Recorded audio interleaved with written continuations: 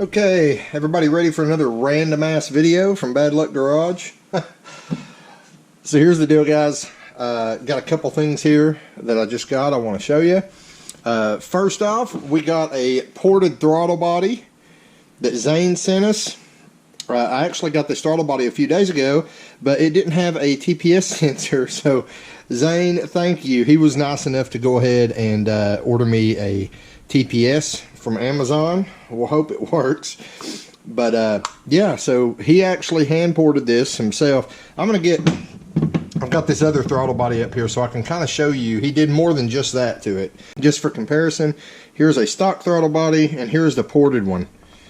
So, I mean, you can kind of see, especially around the edge there.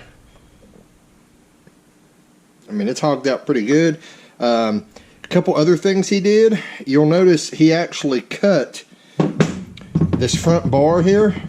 He cut the front bar out of this one.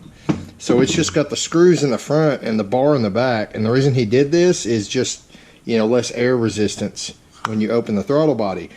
Another modification he made is, some of you guys might not be aware of this, but a lot of these old throttle bodies, they don't open all the way. And let's see if I can kind of get the camera angle right to show you, but that is not open all the way. Like, that's maybe 85%. Not that, there you go, there's just straight on shot. You can tell that's not open all the way. So what you've got to do is you've got to go back here and grind on this throttle stop here to allow the throttle blade to open to 100%. So you can kind of see, you know, he did that there. He grinded that down, and this one, I mean, it goes wide open. It's perfectly open. So yeah, we're going to try this out. He spent a lot of time grinding on that for us and sent that to us, so we're going to use it. He also pulled the, you know, the steam port crossovers out of it there, so those aren't sticking out anymore. So yeah, pretty cool. So next up, I keep getting random messages from you guys. After I showed you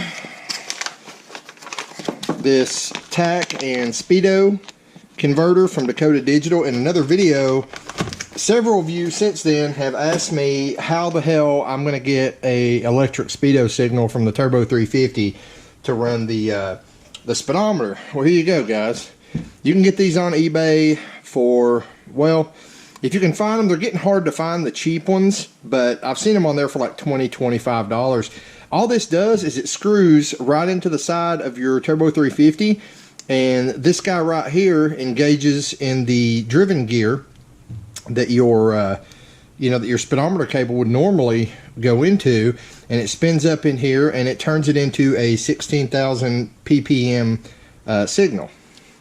You can see it just unplugs, so you wire this guy in and, you know, it just snaps into the transmission. Now, your signal on your speedometer is 4,000 ppm.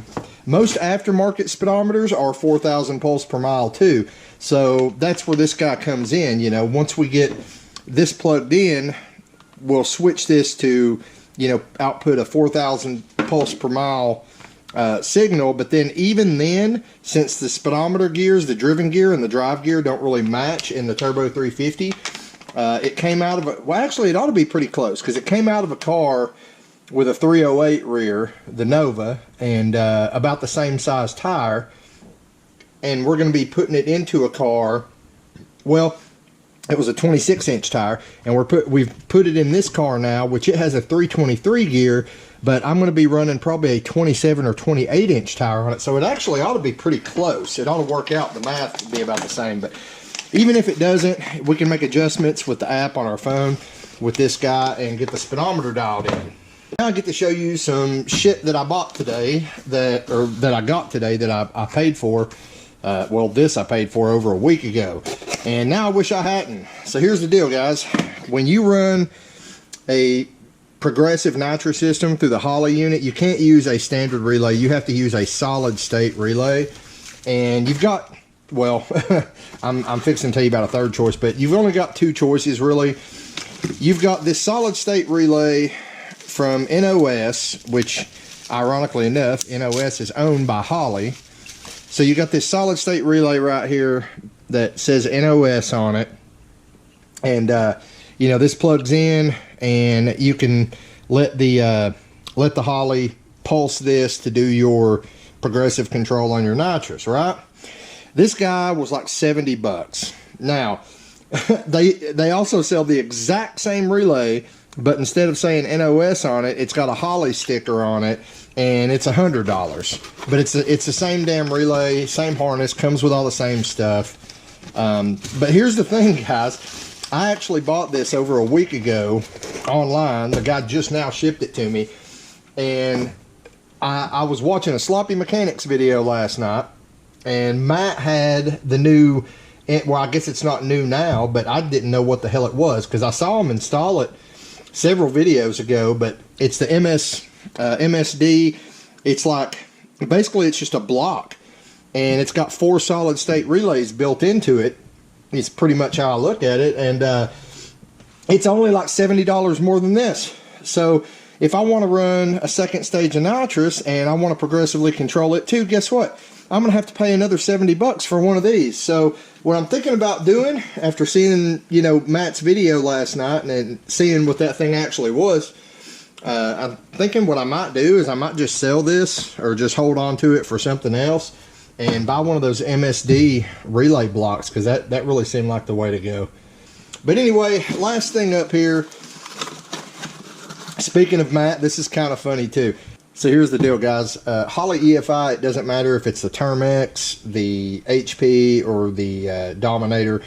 They all have the ability to read fuel pressure and to make adjustments, or, you know, you can set safeties, like you can set it to turn off the nitrous, or, you know, lower boost levels or whatever if fuel pressure starts to drop. So basically it uses the fuel pressure sensor to, you know, set safeties to keep you from blowing your shit up if either your fuel pump fails or you're just pushing it too hard and, you know, your fuel pump can't keep up, whatever.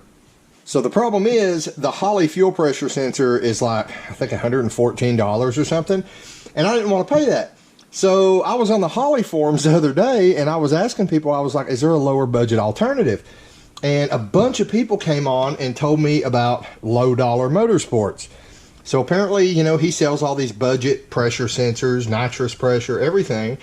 And this was kind of ironic, man, because so I got on his website and I was like, wow, man, okay, $35. So I went ahead and I ordered one from him. And I actually, once again, I got online a couple hours later and I was watching Matt on Sloppy Mechanics. And it just so happened that this guy from Low Dollar Motorsports had sent him a bunch of sensors. I think I even made the comment on the video. I was like, this is just freaking ironic, because I just ordered one of these like 3 hours ago or something, and then I come on here and I see this guy sent you a bunch of them. But yeah, so here it is. He sends it with a pigtail, which we don't need because this actually uses Holley's pressure sensor, but just in case it didn't, he sends you a pigtail with all the little clips and everything, you know, to adapt it to a pressure sensor or a pressure sensor wiring. And there's a sensor, guys. You can see Low Dollar Motorsports, but it's spelled dollar ER. It's my understanding that that's the guy's last name is Dollar, spelled with an ER. So that's that's why it's not a misspelling, guys. He actually it's kind of a play on words. It's Low and then his last name, Dollar with an E. And he even sends you a little chart here, you know, your voltage offsets and everything for setting it up with Holley. I think that's actually a picture of the Holley table. So yeah, that's pretty cool. So we'll have our fuel pressure sensor there. But enough of that, guys. So here's the deal. In the last video, we got the Holley all wired up. I did go in after the video. I went ahead and hooked up the last couple wires, the ground and you know, the trigger wire, the ignition 12 volt to power the system up. So that's all hooked up now. The only thing we have left to hook up is, you know, like our extra inputs and outputs, like for the nitrous, which I may not worry about that right off the bat, and for our cooling fans. And one of you actually asked me in the comments if I was going to, you know, do a video on hooking up the input and output wires. I'm not going to do a dedicated video for that. It's just too simple. I mean, it's literally hooking up one wire to trigger a relay, you know. So I don't really think there's any point in me doing that. I'll probably do it, and then I'll just point it out and say, hey, I hooked it to this wire, you know, whatever. But I can't see me dedicating the whole video to hooking up 2 wires. So anyhow, speaking of wires, I'm kind of over wiring right now, so we're going to do something a little different today.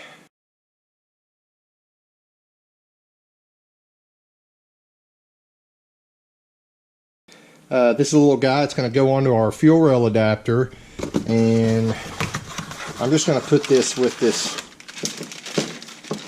pressure sending unit here, pressure sensor, because, you know, this is going to go in there, and then our sending unit is going to just screw in here, and, you know, then the Holly harness will just plug in right off the fuel line there. Like I said, I put the low dollar sensor right there, and that's how I'm going to have it. That's how I want it oriented, because the harness is really short, and I'm hoping it'll reach, because the harness actually terminates here. So hopefully the fuel pressure sensor wire will reach back to here. If not, I'll extend it. It's not a big deal. Oh, look at him. He's getting all fancy with an AN wrench. What are we going to do? Robert's getting fancy. Look at that. Nice and fancy. Okay. So that's that. That's on there. We're not using this map sensor up here, obviously. We're using our 3-bar Holly, but fuck it. I'm just gonna, this is just an old 1-bar map sensor, so we'll probably just leave it in there for now to plug the hole. Let's see, we can put our ported throttle body on here. Can do that real quick, and I can show you guys something. There's our throttle body.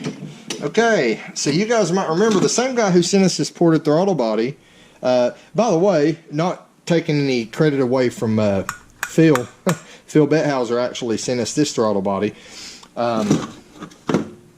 But Zane, who sent us the ported throttle body, you guys might remember, those of you who've been around a while, about a year ago, he sent us this throttle body spacer, and what I did is I drilled and tapped both sides for nitrous nozzles, for, you know, 2 stages of nitrous. I'd actually planned on putting this on the Corvette, but when we put it on there, the electronic throttle body on the Corvette ran into the power steering reservoir, and I could have spaced the reservoir, but I just didn't feel like screwing with it, guys. So I just said hell with it, and we ended up tapping the intake on the Corvette and putting a nozzle in it.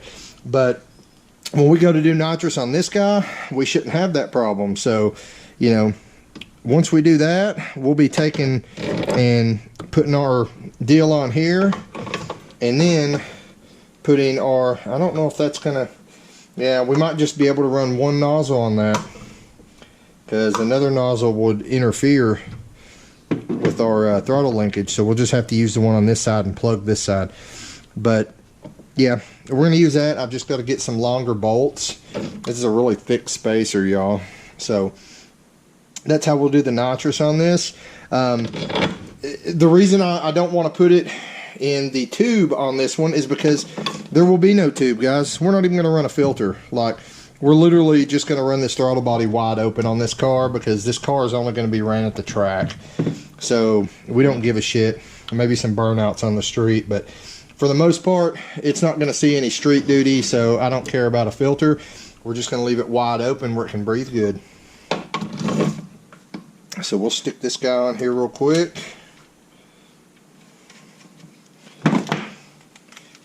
Got a little zippy McZipperson here.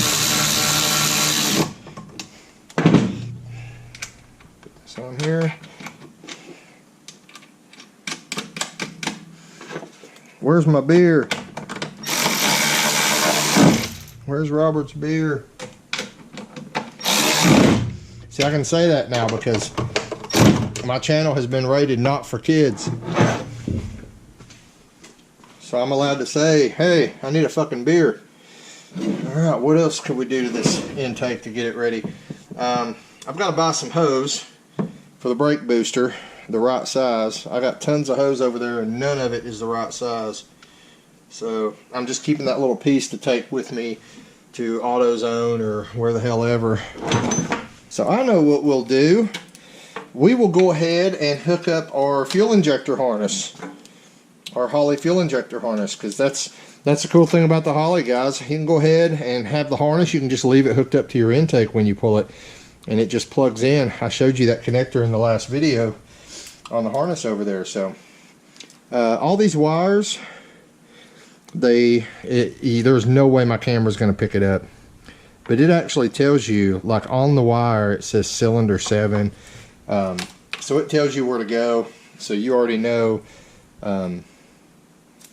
you know, 1357 over there and 2468 over here. So they make sure you can't fuck this up. So that's 4. I was going to anyway though. I was going to go ahead and fuck it up. Yeah, that's 2, so that's the first one. And I think what I'm going to do, see, we could be a little fancy and we could spin these fuel injectors around. Oh, look at that. Oh, look at that, guys. Oh, we're gonna get all fancy like it's a freaking Honda Civic, and we're gonna run the fuel injector wires inside the fuel rail. Oh, look at that. Isn't that nice? So we'll put it underneath here, and then people will think, man, this guy knows what he's doing. They'll look at the engine, they'll see this big nasty ugly ass intake on a car with no hood, but they'll be like, man, he ran those fuel injectors, he ran those wires right inside underneath everything and made it look all fancy. So that's right, guys, we're building a SEMA car right now. Freaking SEMA car.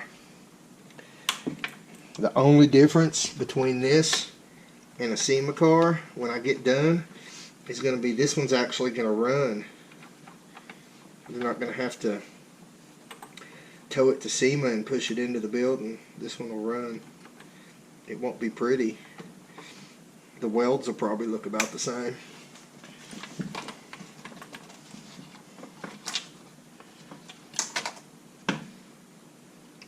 Tell you what, guys, I'm getting old and my eyesight is failing me. I can't hardly read these. I can't read these. Does that say 8? That says 6. Oh boy. I swear the 6 and the 8, they look identical. I gotta hope they kind of ran them out in a certain way and that I'm running them in a certain way, I guess. Look at that. I mean, seriously, guys, look how fancy that is. It's all inside. That's awesome, man.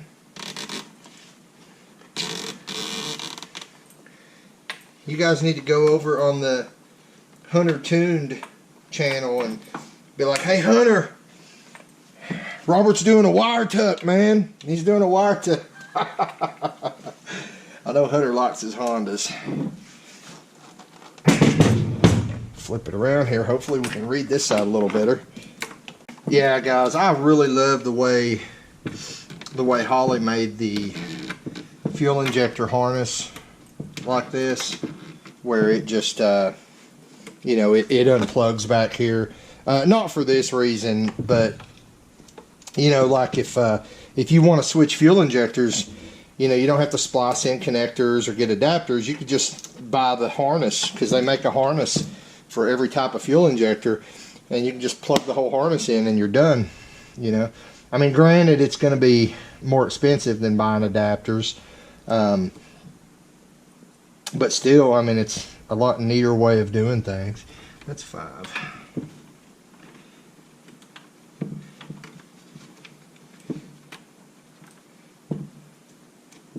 Now, as far as that goes, if you're changing your injector, like you could just You can literally just pull the fuel rail off and just leave this harness attached to the fuel injectors that are still attached to the fuel rail. I mean, it's a pretty cool setup, guys. See? So there it is. You know, I got my whole intake. See, this just kind of tucks in under there, so it's not flopping around while I'm setting this on. But so there it is. You know, no wires everywhere, and I just set the intake on, tighten up my bolts, and plug it in. It's like its own self-contained unit now.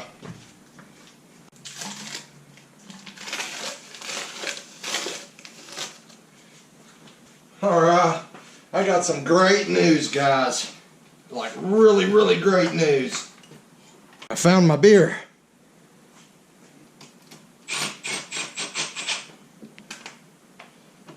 I'll stay on there.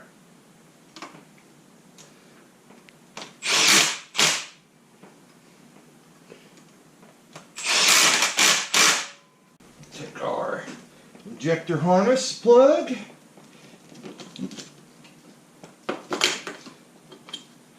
Just plug it in.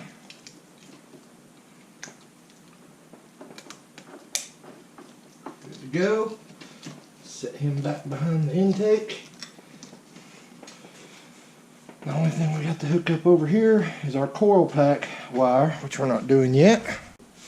And over here, we got our TPS sensor and our IAC.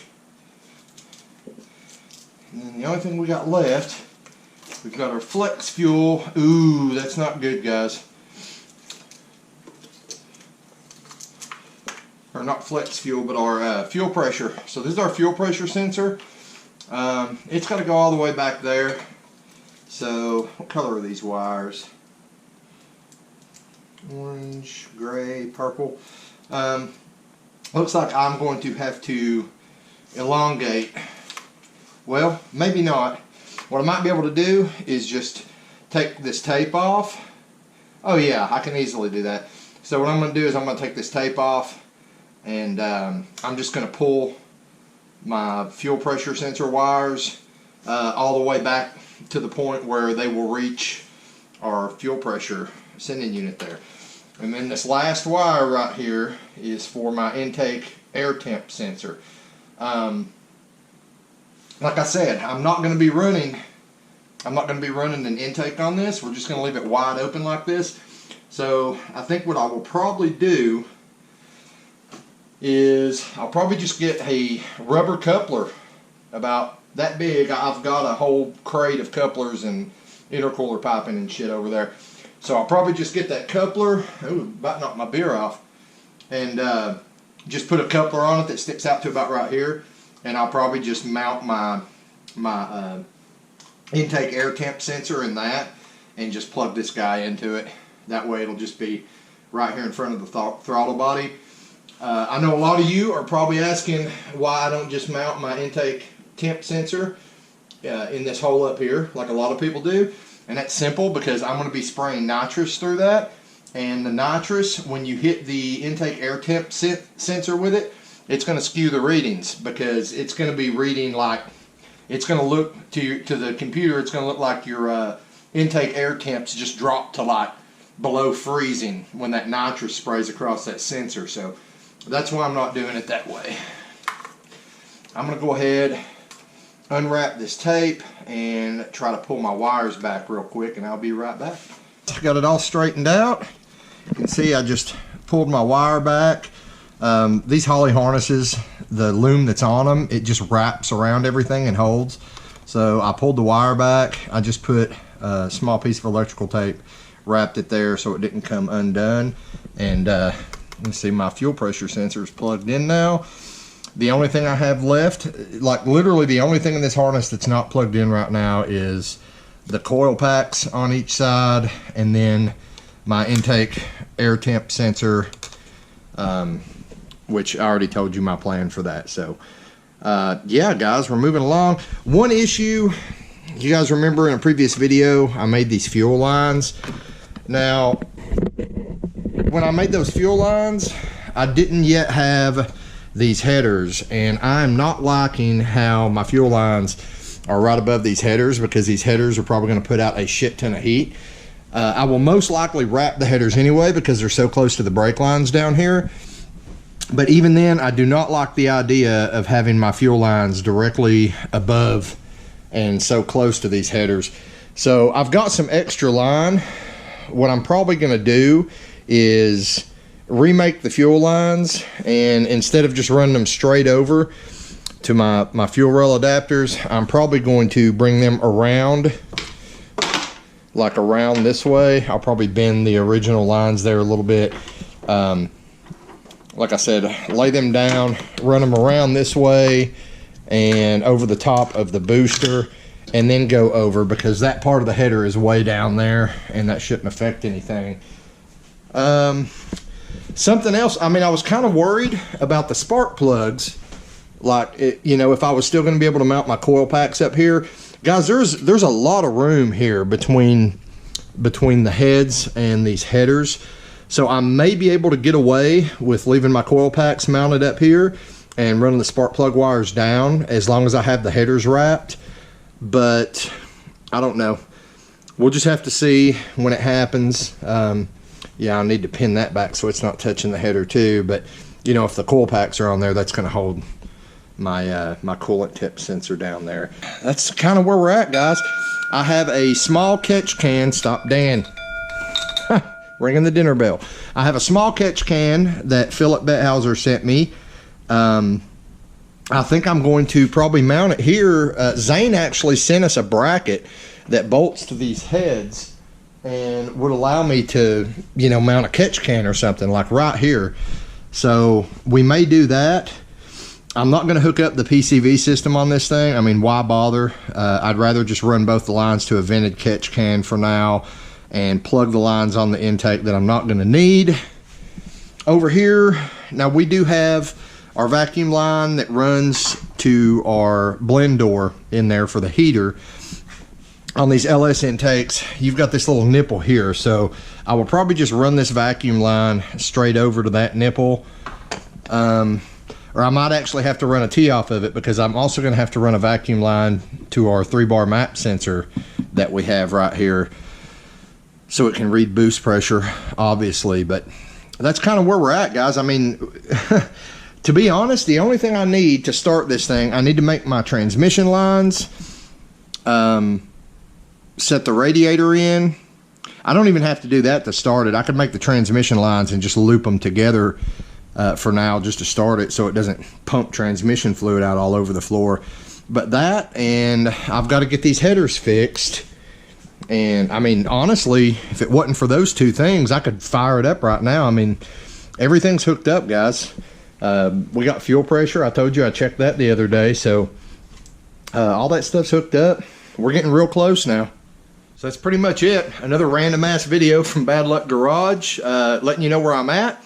We got the intake on. You know, the whole wiring harness is hooked up now. I mean, everything's good to go. Like, we're literally just a few parts that I've ordered away from getting this thing running now, guys. So I'm pretty happy about that. But as always, if you like this video, make sure you give it a thumbs up. If you're not subscribed already, if you want to keep track of this or any of the other project vehicles, make sure you hit that subscribe button. Now, I'm going to get off here, finish my 6-pack. You get out in the garage and get something done. And I'll see you next time here on Bad Luck Garage.